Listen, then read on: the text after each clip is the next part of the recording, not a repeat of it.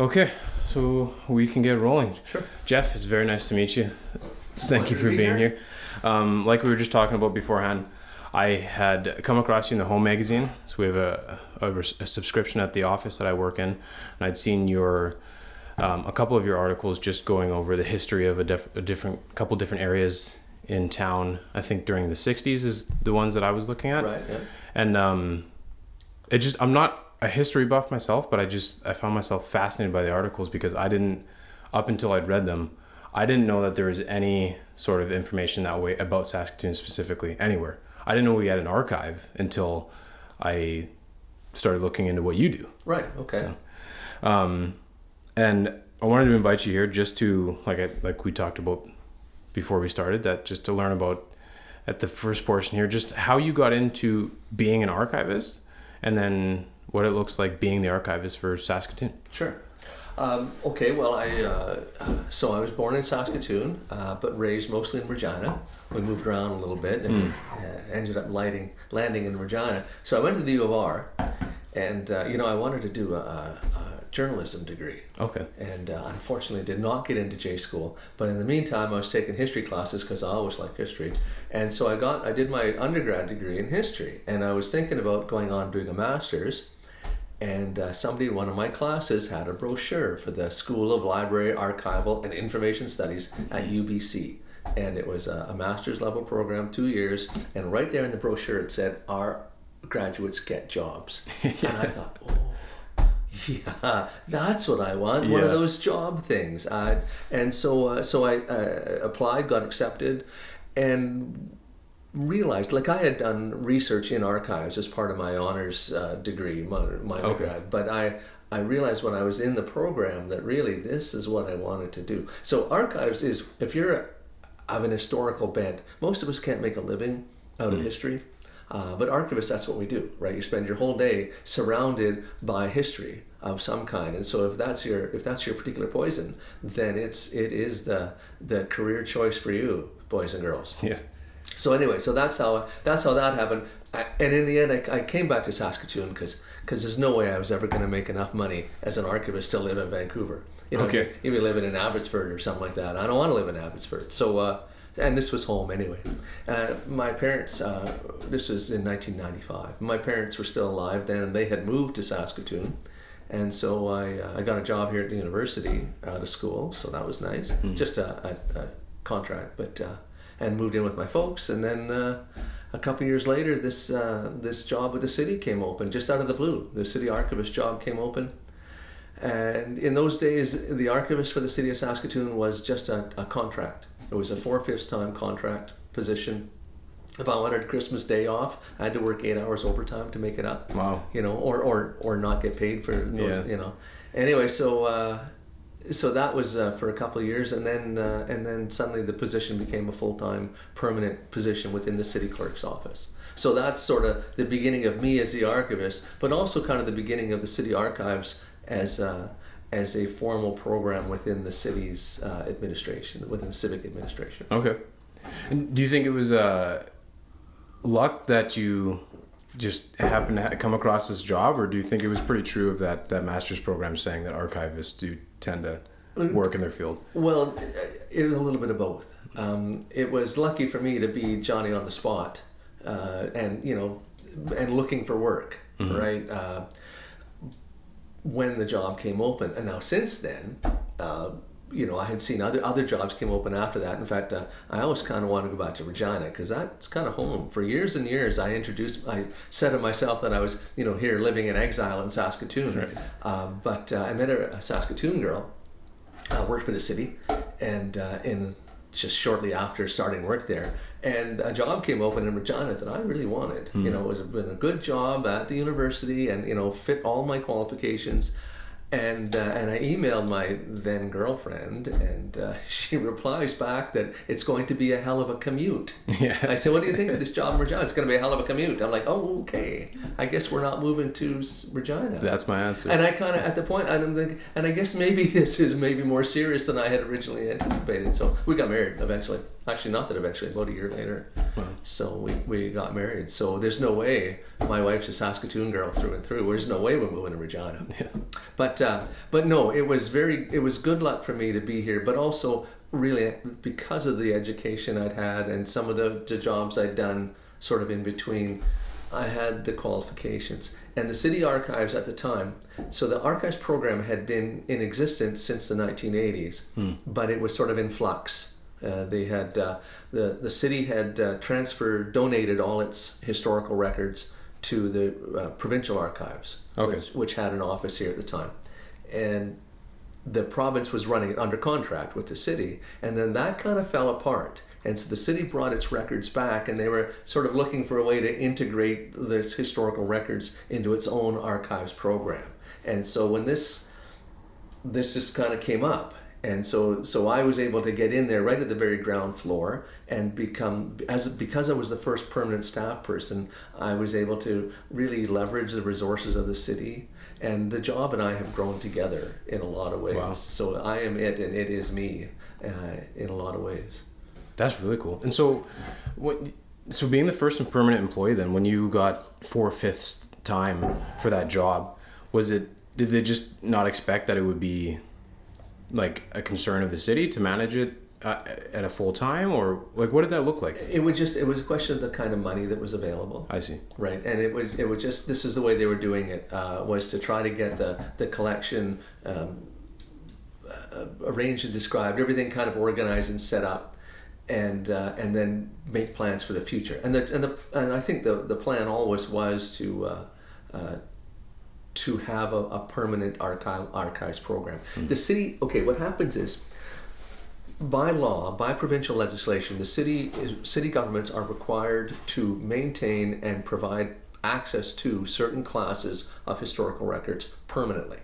Okay. And so that's in the Cities Act. It says you got to do this, and so. A lot of times that's through the city clerk's office in a city, because the city clerk is the record keeper of city council, and so the kinds of records you need to keep anyway tend to end up with the city clerk's office. And so in my case, in our case, it made sense that the archives position be part of clerks. Now in other cities where the archives is defined more as a heritage resource or a community collection, then you might find archives administratively within community services department or some kind of heritage department. But we already had the local history room. So maybe you don't know what the local history room. The local history room is the original Saskatoon archives, and it's a special collection managed by the public library, the Saskatoon Public Library. It was established in 1966. And what it is a community history program. And so their primary focus is photographs. And they have these beautiful, amazing photograph collections. All the old professional photographers, guys like Hilliard and Charnbury, who were professional photographers in Saskatoon for decades, and they ended up bequeathing their collections to the library. Okay. If you go on the Saskatoon Public Library website, and search under collections, find local history, they have a searchable database for their photographs. It's an exquisite resource. I hate to admit it, but it's way more accessible than the city archives. Okay.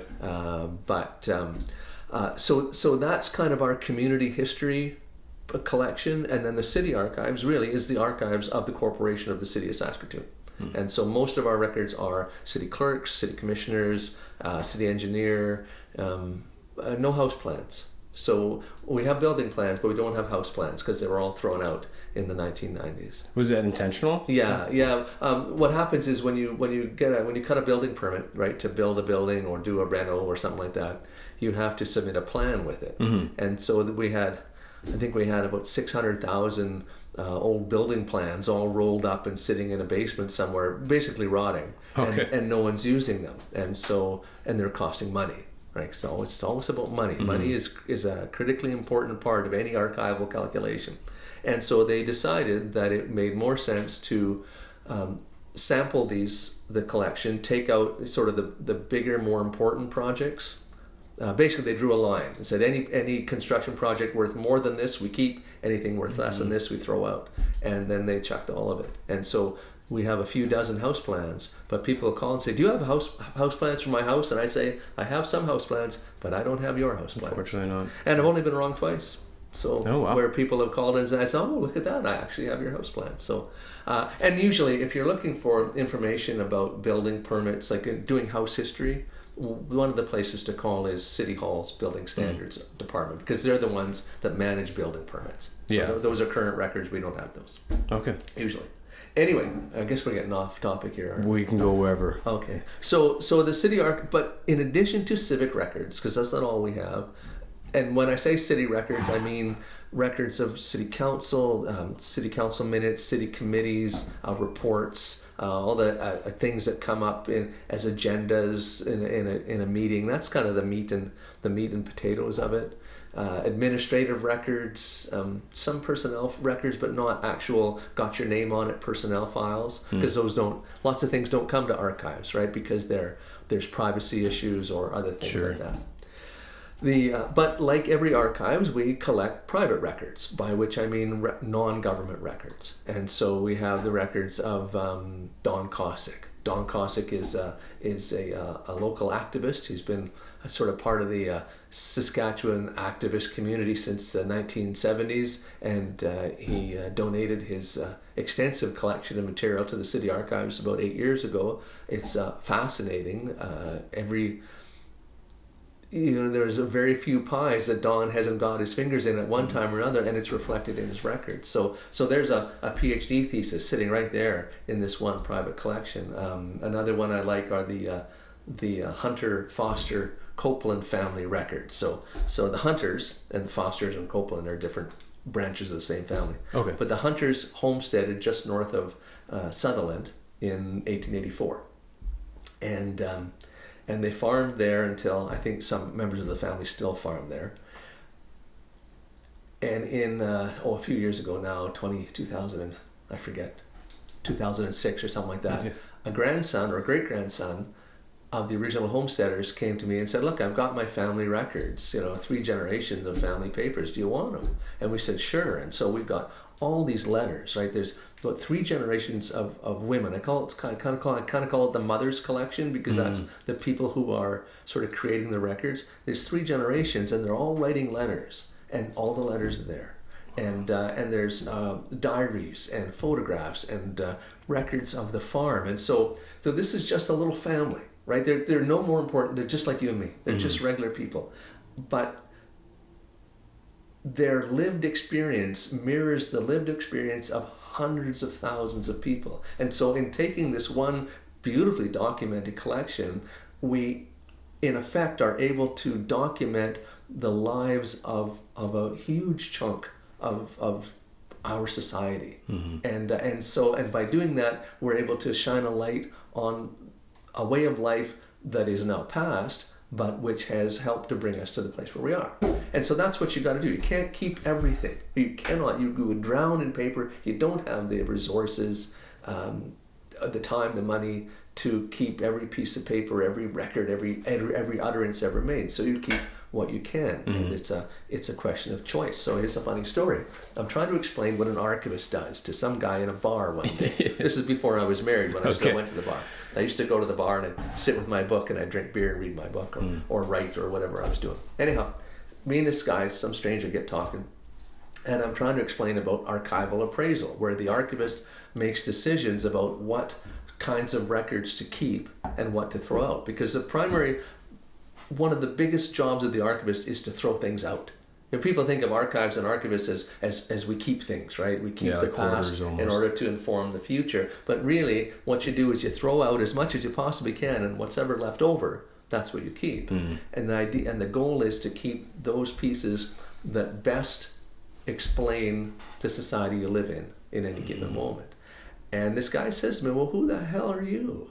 I said, what do you mean? He says, who do you think you are to decide what I get to remember? Because that's basically what I'm saying, is that we archivists, like this whole coven of us. Anyway, we archivists get to make these important decisions that in the end decide what it is society gets to remember. And he wasn't wrong, right? Now the reality is more complicated because records are kept by all sorts of people for all sorts of reasons, and even in a place like the city of Saskatoon, it's not just me deciding what gets kept. There's a whole administrative infrastructure that makes decisions about what information is recorded, what information is retained, how long, and what happens to it next. On the cost of it too, like you mentioned. Totally. Well, and that's so you don't keep things because they cost money, right? You say, I can't afford to keep this. And so same thing, I take in a Don Cossack collection and I have to say, okay, it's important to document this because it's an alternative perspective. Don's a strong left-wing voice in Saskatchewan, so his records inherit that strong left-wing perspective. A lot of times, most frequently, archives tend to replicate or to contain the voices of old dead white guys, right? And so it behooves the archivist to try in the modern era to try to make sure that the record of the present going forward isn't just John A. MacDonald, right, or Nicholas Flood Davin, or all these old dead white guys. That it reflects society as it actually is, instead of how the power elites might want it to be. And so we kind of look for records of that contain different perspectives, and we try to fill in our corners that way. Now, having said that, there's a question of money, right, and space. I don't have room, and I don't have staff. I don't have capacity to try to adequately reflect every single voice in society. So those Hunter papers, like I say, they're just regular folks. They aren't particularly literate. It's just fighting my way through letters written home. Jack Hunter served in the First World War, and he wrote home to his wife, "Well, dear, I got shot today. I'm okay now. Can you send me $1? Thanks, dear." Wow. Jack. Yeah, so he's like, and yeah, he was very laconic. He got blown up a couple of times, and I got blown up last week, but I'm okay now. And we went over the top this morning, and it was good. He's sort of like that. They're not poetry, but they are a legitimate, authentic voice of the First World War, and. So anyway, in keeping these papers of this little inconsequential family in Saskatoon, we reflect a large swath of society. So that's kind of our goal, right? Is to try to document as much of it as we can and still stay under budget. So Jack Hunter, the funny story about Jack Hunter is he comes home in 1919 and to his beloved wife Nell and his two twin boys and his daughter Jeannie. And in 1929, he puts on his coat and he walks out the door, and they never saw him again. Somebody saw him on a train heading west. He stopped in a cafe in Sutherland, and he wrote his wife a letter, and the letter is all about, who owes us money, who we owe money to, and kind of trying to set affairs in order, and then he walked away. Wow. And the family, later on, when we were processing this collection, we found a couple letters he'd written back to Nell in the 30s. He'd been living in a work camp in BC during the Depression, and then I think we were able to figure out that he ended up married again in Edmonton, or had to been living common law, because I'm sure he was never divorced. Anyhow, the family, until that point, until we found those letters, the family had no clue what had happened to their so father. They had them, but they didn't read. Well, it was just a pile of stuff that their grandmother had, right? And they've got all those letters, and then these couple letters from him in the 30s must have been overlooked. Wow. So it was like, I think what happens is that he was a little bit shell shocked. One of those guys who came home from the war walking wounded, and one day he just said, "I had enough," and he walked away. Crazy. Yeah. Well, I left his wife and I think one of his cousins was their farm hand. So basically left his wife and his cousin to run the whole damn farm. Jeez. Anyhow, that's getting off target. What else should we talk about? Well, I had so many questions come up, but that story just in general is like, that's incredible. I've already learned so much, but just something that kept coming to mind as you were talking about that, in particular that family, was just the how incredible, whether it's foresight or laziness or whatever you want to call it, but just to keep everything. It's all of that. Yeah. Right. Okay. So every human being is an archivist, right? We all have our records, but I when I go into classrooms, which I do sometimes, and I'll say to the kids, if you were to go home and say to your mom or dad, I want to see the family's archives, they'd probably go, I don't know what you're talking about.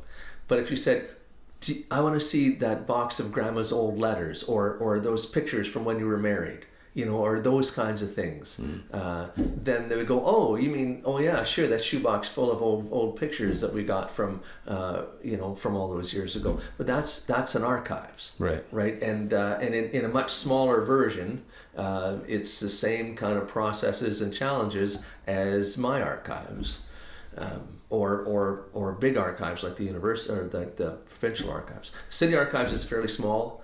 As archives go, we have 4,000 linear feet of records. Wow. So if you took everything at the city archives and piled it up, it'd be about the height of a 400-story building. But it in terms of size, it pales in comparison to the provincial archives in Regina, or to a municipal a city of Toronto, or the provincial archives of Alberta, or all these, think of all these cities and countries and administrations and churches all over the world that have all these millions and millions of linear feet of records. It's all, all this human history kind of all on paper and in different sort of formats, and all these squirreled away in all these collections all over the world. Anyway, so people do archives. As normal human beings, we create records as part of our living. You've got a pre-recording checklist on the table in front of you. That's a record of this event. Yeah. Right. And a record is any document made or received in the course of daily business. So your business is to do a podcast, and your podcast generates records that are part of your business. Now, if you keep that record in a file somewhere, that piece of paper. I do right there, actually. There you go. Yeah, it's all, everything we've done is in there. So I've done, yeah. 5 or 10 or 50 or 100 years from now, if someone looks at that record, it's an authentic record of this transaction, of you and I discussing archives.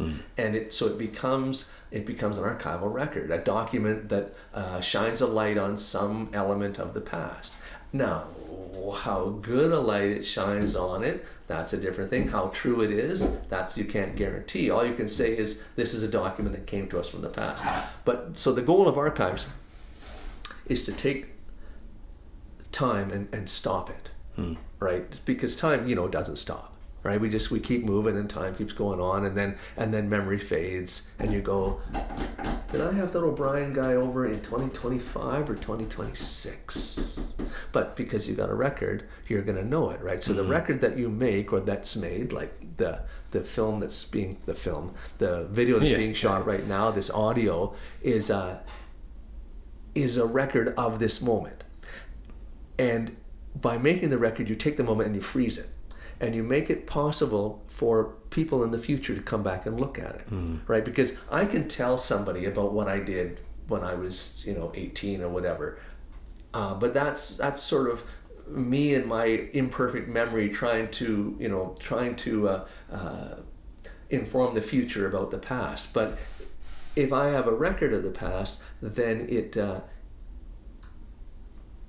it paints a picture of an event or actions that is actually viewable by people without mediation.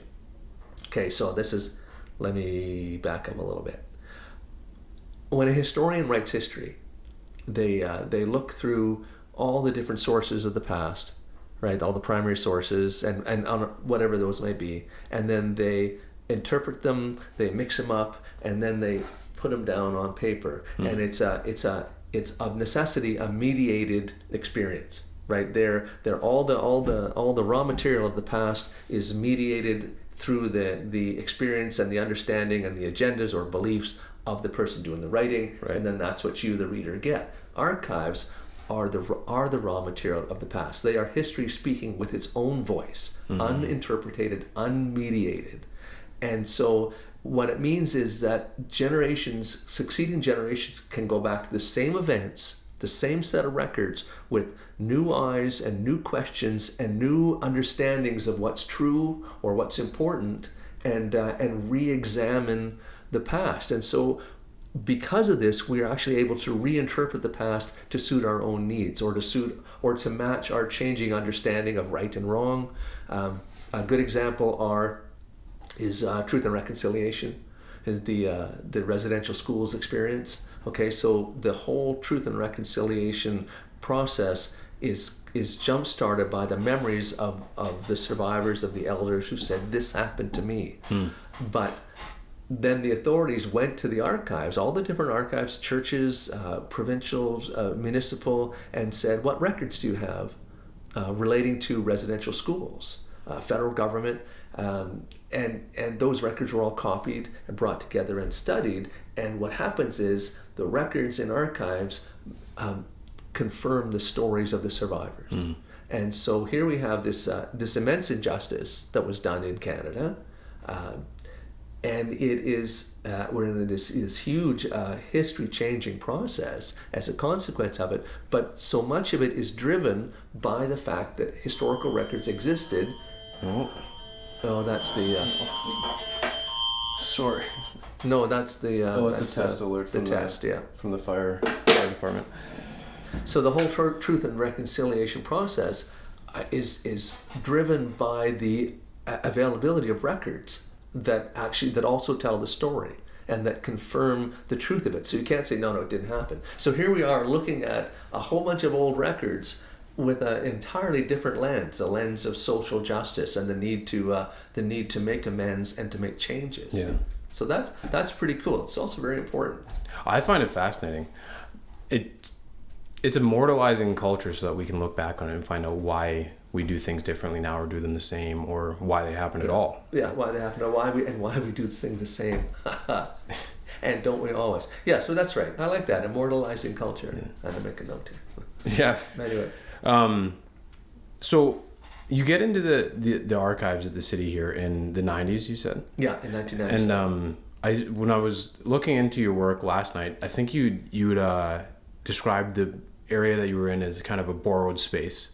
Yes. Right. And so it wasn't intended to be the permanent space. Right. And then you've also described yourself in the archives as being kind of one and the same. You've kind of developed, in the time that you've been there, it's been developing with you over the period of time you've been there. And so what does that look like getting in? Is it is it a mess? Is it already really organized? Do you have a lot to do? And then bringing that all the way up to today, you said you're doing outreach now and trying to get involved with classrooms and students. And so I guess broad scope, what does that look like getting from like the very beginning to now? What are the changes like? Okay, well, I'll tell you one thing. The collection is an awfully lot. It's much larger than it was. We had, so when I first started, we were in a city-owned warehouse. We had 2 rooms, one room which was basically my office and a bunch of other stuff. And then another room, a long, narrow room with a couple of long shelves in it, which was where the archives are stored. And if you want to imagine what archives look like, you walk into a room and there's a bunch of shelves, and on the shelves are boxes, and in the boxes are paper. That's what an archives look like. Even in the 21st century when we're digital, you know, like I said, I got 4,000 linear feet of records sitting there, and most of that is never going to be digitized. So we will always store paper. Anyhow, so the collection has grown considerably in the last 25 years. The physically, it's still rooms full of boxes. We did bounce around. We started out, we're in this warehouse, and I should say in terms of the condition of the collection, my predecessors had done good work, and the collection that we had was well described, cataloged. Mostly cataloged. It wasn't like I walked in and there's this basement full of boxes and someone says, here, take all this junk and make it into an archives. And so when you say catalog, you just mean that it's like labeled and you can go to different spots and know what you're looking at? So you can find it, yeah. Okay. Yeah, so the technical term is arrange and describe. So okay. And basically it's indexing in exactly the way you imagine it, creating file lists and finding aids that describe the records and the records creators. And so you would say, I don't know,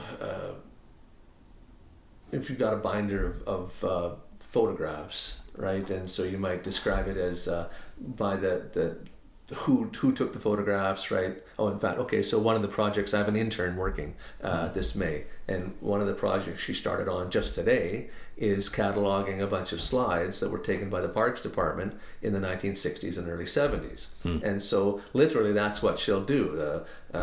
Binder consists of 200 photographic color slides showing parks in Saskatoon, and then she'll gonna look at each one of them, put them away neatly because they're actually kind of a mess, number them because you need a number on everything, and then describe them. Well, here's a photograph of Kiwanis Park in 1966 showing the old fountain. It used to be a fountain down in Kiwanis Park, a pair of matched fountains down by where the skating rink is now. Okay. So anyway, that just an example. So that's cataloging, right? And it's like cataloging books or whatever. It's more complicated than doing the same project process with books, because archival collections are more complicated. That's all.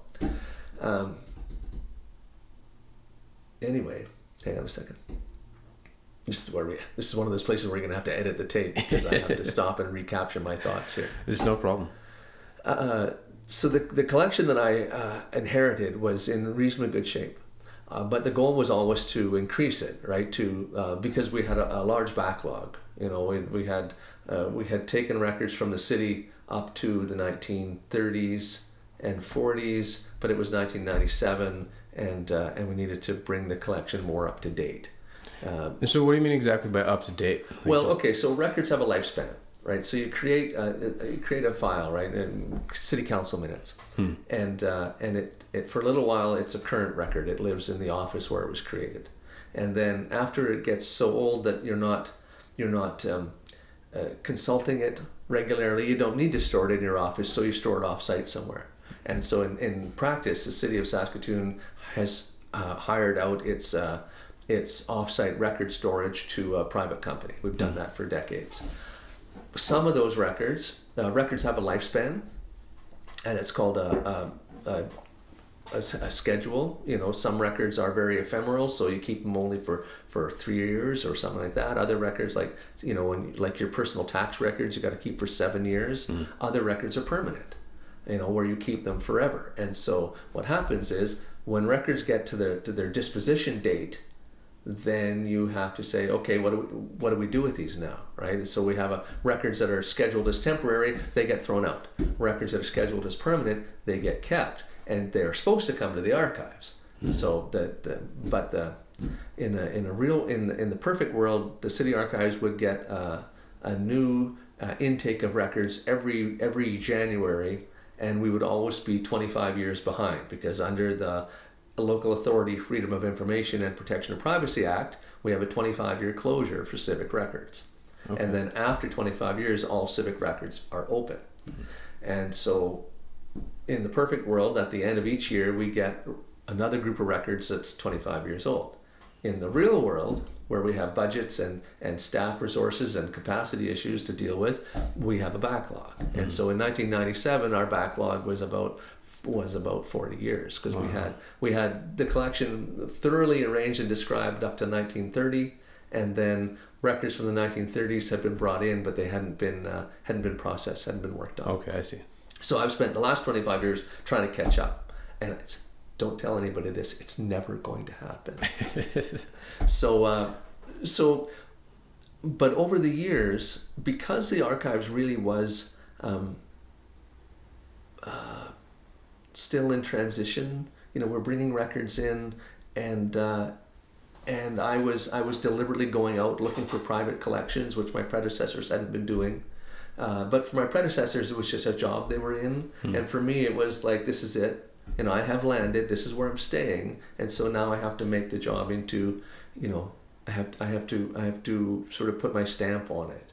And so when I say me and the job grew together, it was because we both started at a place that was pretty close to the beginning. I had my degree and a bit of experience. The records had been managed by the provincial archives up to 1930, and so now here we are. This is the beginning, and now we're going to go forward over the next 25 years and see what it looks like at the end. So we moved to new digs in 2010, We moved out of the Arthur Cook building, which is a warehouse downtown, and moved into a rental up in a warehouse up by the airport. Okay. Which was nice because lots of free parking. Yeah. But yeah, tons of free parking, and but it was a long ways from City Hall, which was kind of nice because if people said, "Can you come down for a meeting?" I'd say, "Oh no." Yeah. It'd take me half an hour to get down there and come back, and I don't have time. So send me an email instead. Yeah. I got a coffee cup that says I survived another meeting that could have been an email. So I think I've seen a photo of those actually. yeah. So, but then we always were looking for a permanent home, and finally, in a couple of years ago, 2022, I guess, the main floor of the old post office building. Right behind City Hall is the old post office, and that's been a city building since 2014. So we call it CSE now, Civic Square East. So, and it used to be that tourism and the Regional Economic Development Authority had their offices on the main floor, and they were moving out. And so somebody said, "Do you think Archives wants the space?" And Archives said, "Yes. Yes, we would love that space." So we got to have our own sort of custom design space. We've got a big storage area. It's climate controlled, very nicely climate controlled. A reading room. So in Archives, in a library, you go in the library and you wander around, you pull out the book you want, and you go check it out and you leave. In Archives, you come and sit in a room called the reading room, and it's got, tables and chairs and some books along one wall, and maybe there's a computer terminal in there or a microfilm reader, that kind of thing. And you come in and we talk about what it is you're looking for, and you look through the finding aids, and then we go in the back and pull boxes off the shelves and bring them out. So Archives are closed stacks, right? A library is what we call open stacks, right? Archives, because material in them is unique and irreplaceable, we have much higher security concerns than a library might, and so we have closed stacks. And so the public's not allowed back there, and we go and take the boxes out with the files in and bring them out to the researcher, and then you go through the whatever files you're looking for and hopefully find your answers, right? Fingers crossed. Yeah, hopefully. So that was a hugely important thing. And actually, I'll tell you, I was going to retire at the end of 2024. My numbers came up. I could retire in December of 2024. And then instead we moved in 2024. And now I've got this brand new shiny Archives, and I kind of want to, drive it around for a little while, enjoy it for a bit. And we still have work to do. The move was a nightmarish process. Why? Because it was a lot of work. It was, we had to, Archives is me and my associate Ken. So Archives was just me until 2010. Although I always refer to myself as we because it makes me sound more important. We'll get back to you on that. Yeah. So, but then in 2010 we were able to hire an assistant. So Ken Dahl, who came to us from the provincial archives, and is a lifesaver. And so now it's Ken and I. We have a couple of volunteers. We've got one of the records management staff comes down and works 2 half days a week in the archives. And so that's helping us get work done. Where the hell was I going with this? Why the move was so crazy. Oh yeah. Well, so Ken and I and 2 of the ladies from records management did most of the work, right? We hired a mover, and the mover moved the pallets. Yeah. But we loaded the pallets, 100 pallets of files and boxes and books and shelving. Ken and I disassembled nearly all the shelving, stacked it up on pallets. We got really good at moving a pallet jack, like using pallet jacks. We got to be pallet jack pros during this process. And then, so we got everything on pallets. The movers came, moved everything over 3 days from the Cardinal Crescent to the new place. And so then we had to reassemble everything. And again, it's me and Ken and Alicia and Ruth Ann from upstairs, and we're stripping down these pallets. We're building shelves and putting boxes up. And I call it the pallet farm. So we loaded all these pallets, 100 pallets, into our stack area, our main storage area, which is a large rectangular room, basically. And I have pictures of it, and you can see there's just this sea of pallets, one after another, and you know they're all about you know head high or chest high, and there's a little space in between them, you know, maybe a foot or a foot and a half. And if we wanted to get anywhere, we had to kind of sidle our way through these little squirrely paths from where we were to where we wanted to get. So it's yeah. Anyway, it was actually kind of fun, but it was an immense amount of work to get you know, build a row of shelves, and then go find the pallets that had the boxes that were supposed to go on those shelves, and then kind of bucket chain them across the room to you know, and then we kind of worked our way over. So it was a lot of work. Like any move, you know, at the end of any move, you got a whole bunch of boxes in your garage that you say, okay, I don't need these right away, but I'm going to take care of them one of these days. So we have those, and I expect that they'll still be a bank of shelves where all the boxes have TBDW on it. It says to be dealt with, and I expect that when I retire, because I will eventually, they will still be a bank of shelves with TBDW on them. But maybe not. Maybe not. Yeah, maybe not. Everybody's got something like that, though. Well, There's exactly. always that space. So the move made a mess of 2024, but it had to be done, and in the end, you know, we've got this lovely space, and unfortunately, so the next thing that happened was last Christmas, the Star Phoenix called, and the Star Phoenix, the newspaper of Saskatoon. They sold their building in December, and so they called and they said, yeah, so we've sold the building. The new owner's coming in 10 days. If you want the stuff, you have to go get it now. And so once again, me and Ken and Leisha and Ruth Ann spend the next 10 days frantically bagging, tagging, and palleting another 50 pallets worth of stuff from the Star Phoenix. And a lot of my extra space in the archives is now taken up by the Star Phoenix collection. And so my archives that was hopefully was going to be enough room for the next 20 years now might get a little full. It's already shrinking on you. Yeah. Sorry, it's already considerably. I think I calculated enough room for another 1,400 boxes. Wow. And that actually might do it. The thing is that the city is moving to digital. Records that even 10 years ago were routinely printed to paper are now created digitally and retained digitally, which they should be. So much of our communications is email. I was looking at boxes from one of the departments last month, and they're boxes and boxes of files, very interesting files, I thought, and they were all full of printed emails. They had printed off every damned email, put it in a file folder. I'm like, why? Why would you do this? That's funny. You've already got a perfectly good record medium. Why not just file it digitally? And it'd be much easier to use that way. But no, they printed it off to paper. And in the end, we didn't keep those. It was a group of records slated for destruction anyway. Their disposition date had come up, and I pulled them back from the record center to look at them to make sure that we didn't want them. Yeah. And one of the reasons why I decided that we didn't want them was because there was just too much. They took up too much room for the information that they had.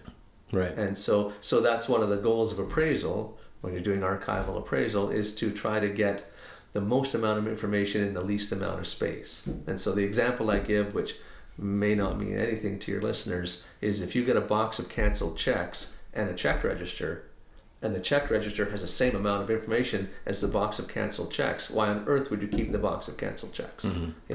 Or a long time ago, one of the when we were doing records disposals at the end of each year, we had boxes and boxes and boxes of parking tickets. Right, so people who had gotten a parking ticket you'd put your check in the parking ticket was its own envelope, right? And so you put your check in there, seal it up, throw it in the mailbox, and then they would take the check out, but they would keep the original parking ticket. And there were hundreds of boxes of old parking tickets. Well, the only information you need to get from that particular function of the city of Saskatoon is how much revenue was made from parking tickets in any given year. Right. And that's one line on a spreadsheet. Yeah. So I've got 700 boxes and I replace it with one line on a spreadsheet. That is pretty good archival appraisal, let me tell you. Anyway, but that's a goofy example because no one in their right mind would keep, though they shouldn't have been kept as long as they were in the first place. It just got overlooked, you know, or they hadn't been scheduled yet or whatever. Yeah. Anyway. So you go through that whole process. You're now in this new building, and I'm sure you were doing outreach in between those moves. Oh, yeah. Now, does this new building allow you to do kind of expand on that section of this as well? Totally. Okay, so we do outreach and education as an important a key function of the city archives. And so I know for you, this is a podcast. This is part of what you do for a living. For me, this is part of the city's outreach and education program. You know, because this is me getting my message out to the broader public. The city archives exists. This is what we do. Archives. Everybody knows about libraries and museums. Yeah. You know, archives were kind of like the lesser known, the Boo Radley of the information professions. We're the ones the other ones don't like to talk about. Anyway, so we've always done outreach and awareness, but partly we've done it because I do that. Right, this is outreach is not that important an element of most archives programs, but at the City of Saskatoon archives, because the city archivist is a relentless self-promoter who can't keep his mouth shut, we do outreach and education as a key component of the service that we deliver. And so typically that means me and my PowerPoint machine going out in the public, right? And I have a bunch of PowerPoint slideshows that I've done over the years, and I call it show pictures, tell stories, right? Because no one wants to get a history lecture. No one wants to see me reading off my notes off the screen. You go to a presentation and the presenter's just reading the notes off, and you're just like, why are you doing that? So I've done a series of PowerPoints using historical photographs and sort of, drawing from information in the archives and other sources to tell the story of Saskatoon or the stories of Saskatoon. And then I go out in the public, right? And I go to seniors' homes and classrooms and organizations. So last night I was at I was after dinner speaker for the University Women's Club. So they had their annual spring meeting. So they had a meeting and down at the faculty club, and then afterwards me and my PowerPoint machine talked about Saskatoon in the Second World War, what it was like to live in Saskatoon during the Second World War. And so that's most of our outreach program. But because of the new space, we have a much bigger reading room, and it has a wall-mounted TV. And so I can cram 25 or 30 people into my reading room and do my outreach stick there. So we have people come in. I'm calling it the talk and tour, where groups have come in. We've done a little general history of Saskatoon in the reading room with me, showing pictures and talking about life in Saskatoon from 1883 to whenever. And then we do a backstage tour of the archives itself, right? So that's cool. Yeah, it actually is. It gives you a chance to get into the stacks where people aren't allowed to go and see what it looks like, right? And it's not that mysterious, but it is kinda. And that gives me a chance to talk about archives and the archiving function, because that's not something in outreach. I don't talk about archives. I talk about history, right? Most people don't want to hear about what an archivist does or the complexities of appraisal or blah blah blah. They want to hear about Saskatoon's first bar or what happened when the railway came in 1890 or things like that.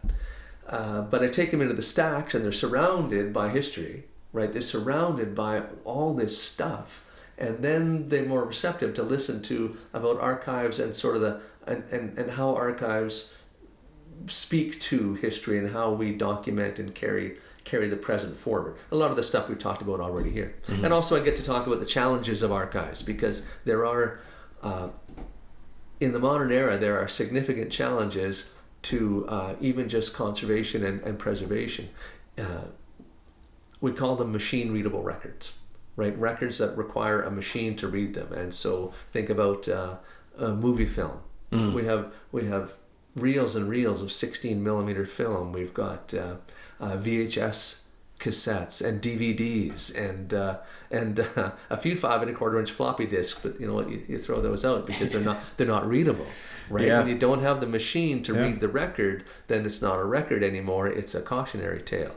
And so one of the things I talk about during the talk and tour is sort of the nature of the challenges posed by these machine readable and digital records and rapidly record formats that are rapidly becoming obsolete. So we have tons of 16 millimeter film. One of our mayors, J.S. Mills, was a 7-term mayor in Saskatoon back in the day when the mayoral term was only a year. J.S. Mills, John Sproul Mills, fought and won 7 elections. So it's a record that will never be beat, because nowadays council terms are 4 years, and there's nobody who's going to sit on council for 28 years. Yeah. It's not going to happen. At least not a mayor. And so that's a record. Anyway, he's kind of one of my favorite mayors, really. But he was also a photographer and a videographer. And so his grandson donated the family collection to us. And so we've got all these reels of 16 millimeter film, which we will probably have to digitize. We have 16 millimeter projectors, but when my projector broke, I had to call the the public school board and get them to hook me up with a retired AV tech, right, to come and fix my 16 millimeter projector. Yeah. And so that's the challenge of like I say, of machine readable records. Paper is easy. If I take a box of letters or prints, photographic prints, or and I put them in a drawer, close the drawer, and leave them for 100 years. 100 years from now, there's still letters, there's still photographs.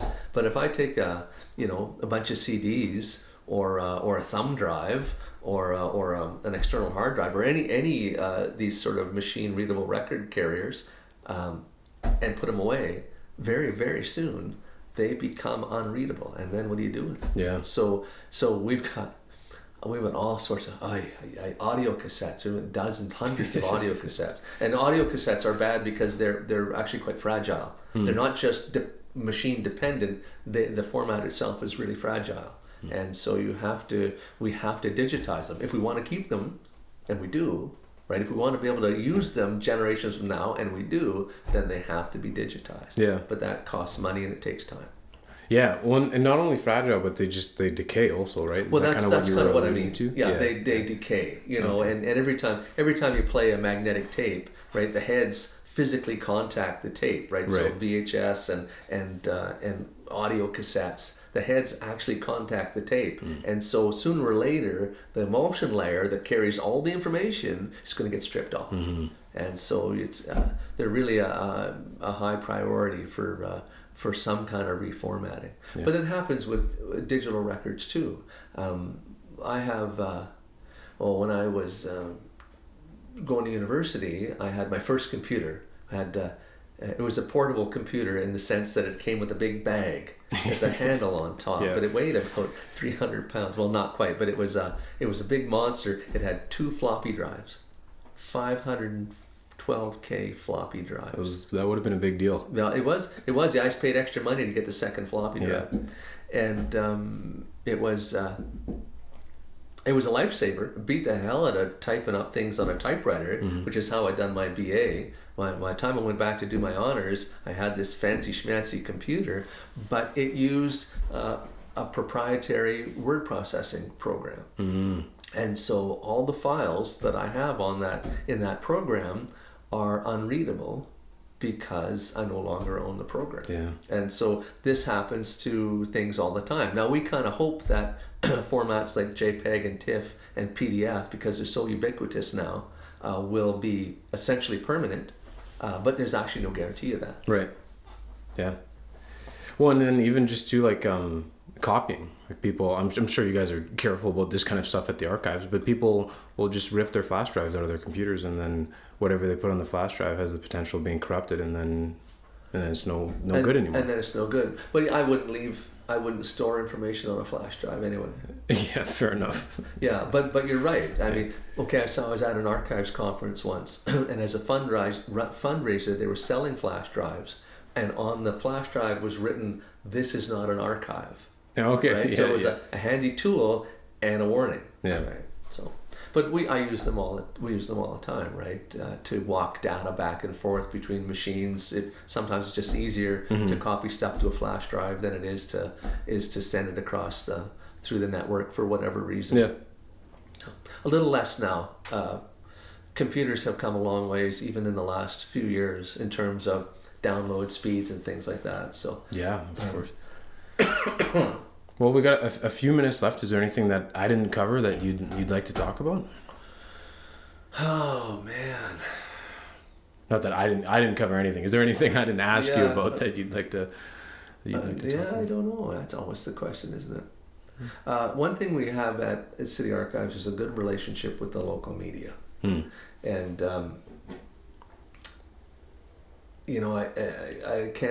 I sort of can't stress that enough as an important part of an archives program, because basically what it is me using somebody else's distribution system to get my message out. And so I just some years ago, from 2013 to 2017, we used to do this thing called Saskatoon Stories, and it was a partnership between City Archives and CTV. And every Friday night on the Friday Night News, there'd be a little 3 to 5 minute segment of me and the news anchor, a guy named Rob McDonald, talking about history. Right, it was just a little interview thing, right? And he and I and the cameraman would go out and tape a segment where we were, sitting on the riverbank talking about the ski jump that used to be by the weir, or talking about some event in the past or something like that. And they were immensely popular. And here they have 50,000 people every Friday watching the CTV Friday Night News, and they're all hearing the phrase City of Saskatoon archivist Jeff O'Brien. So we filmed the very last one of these in 2017, and I still get people saying, "Hey, I used to love your show on CTV." Okay, not a word of a lie. My wife and I went to Las Vegas in 2023. This is the first time. I'd never been to Las Vegas before. We're standing on a crowded corner waiting to cross the street, and the couple beside us look over, and the guy says, "Hey, you're the archivist." And they were a couple from Outlook, and they had watched this segment on TV and remembered my face. So it was a slow weekend in Las Vegas. Apparently, I was somebody's celebrity sighting in Las Vegas. It was humbling, but also really gratifying. And so that kind of thing, kind of getting the history word out there, that's important. History builds community. Archives are about history, right? But for this municipal archives, it's local history, right? It's a story of you and me and the city we live in. I'm doing a presentation one day to a Rotary Club at the Besborough, one of their lunch hour meetings or something, and I'm showing some pictures from the 1950s. And there's this one picture that shows the snake dance. The university students used to go every fall. They would do this thing called the snake dance, where they would all hold hands in this huge long line, and they'd wind in and out of traffic downtown on 2nd Avenue, and they'd go into the bars on 2nd Avenue and through the movie theaters, and they'd just disrupt all of 2nd Avenue for this one night, this thing called the snake dance. So I'm showing a picture of the snake dance from 1957, and his hand goes up in the back, and this old guy in the back says, "Oh yeah," he says, I took that picture, right? And so it was Barry Brown, who was Dean of Education at the city of at the university, ended up being dean at the University of Saskatchewan, but when he was younger had been a photographer at the Star Phoenix. And so here I am talking to a group, and there's the photographers in the crowd. Or the other night I was out at a senior's home, and there was a picture of soldiers getting on a train in Saskatoon in 1939 or 40. And one lady says, wait, she says, "Stop, hang on a second." And I said, "What?" And she says, "That's my dad in that picture." So this is history. This is a history of us, right? And it's one of the reasons why people enjoy it, right? A lot of people, you'll say to them, or they'll say, "Oh yeah, I took history in high school. It almost killed me," Yeah. But it's because there's a lot of times there's no sort of personal connection. It's hard to get excited about something happening to somebody else a long ways away, right? And a lot of people have this idea of history as being something that happened a long time ago to a bunch of dead people, and then there's this big empty space, and then there's here where we are. The two aren't really connected. Now, of course, the two are intimately connected. We are a product of our past, but it's in local history where that equation is actually made clear, because I'm saying, this is your memory. This is something that you remember. This is your father that this happened to. This is a street that you walk down every day the way it used to look 100 years ago. And you can still see things that you recognize, right? And so I can tell you all I want that history connects directly to your life right now. The ghosts of the past are standing behind you right now, whispering in your ear. That's exactly how it works. And I can say that till I'm blue in the face. But if I can demonstrate that connection, through some document or picture or story that I'm telling about the place where we live, then you go, oh. It's why the Facebook history groups are so popular, right? You go on Facebook, every city has all these Facebook history groups, and there's all these people on there talking and asking questions, and the questions are all really mundane, like, does anybody remember the restaurant that used to be at blah blah blah, or the little corner grocery store on blah blah blah, and then 30 people answer back, and oh yeah, we used to go in there every day, right? And they all tell their own story about their connection to that thing, and it's hugely satisfying. Now, a lot of that's nostalgia, right? And this is a thing I gotta warn your listeners against. Nostalgia is actually a little bit dangerous. So a lot of this excitement about history is really excitement about nostalgia, about not history as it was, but history as we would have liked it to have been. And so when we think about people on the internet will talk about basically any era of the past, the particular era that they come from, as being this marvelous, simpler time. Back when I've noticed that. Back when we didn't have to wear seatbelts, and we all rode around in the back of half tons, and we all stayed out till midnight, and nobody died, except for the ones who did. Yeah, exactly. And this is the thing, right? It's kind of the survivor bias. Yeah, that's right. Yeah, people remember the days of their youth, of their childhood, as being the world being a simpler, better place. But the reason the world was a simpler and better place was because somebody else was doing the heavy lifting, and you just got to live and be a child. And so I kind of say to people who are wallowing in nostalgia, remember, it actually wasn't like that. The way you remember it, that's important, but it wasn't really like that, because somebody else, your parents were there running interference for you every step of the way. Or they weren't, but in the perfect world. Yeah, exactly. So anyway, we could babble on for hours and hours, but probably I should at some point stop. Yeah, I'd love to. I would love to just keep talking. There's so much to talk about, but yeah, I mean, I don't have the outreach that CTV does, but if there's anything that comes up that you'd like to spread the word on, feel free to send me a text or an email, and we can do this again. All right. But well, I don't see why not. No, this is nice. Great. So I guess just quickly to finish up, if anybody wants to get in touch with the archives for any reason, maybe wants to do this with you, an interview, or just get in touch for anything, where can they go? Okay, so the City of Saskatoon Archives is a public institution. We are open to the public, 8:30 to 4:30, Monday to Friday, which I know are crappy hours. We are open to groups who are interested in doing historical talk and tour with us on any time during the opening hours. We are at 202 4th Avenue North, which is the old post office building, door number 1. It's got our sign on the front of the door, and anyway, that's the door you come in. There's a bunch of doors, they're all numbered, but you want to come in door number 1. You can email us at city.archives@saskatoon.ca, or you can phone me at 306-975-7811. Great. I'll put that in the notes here as well. All right. Thank you so much for being here. I had a great time. Thank you so much. It was a pleasure. Of course.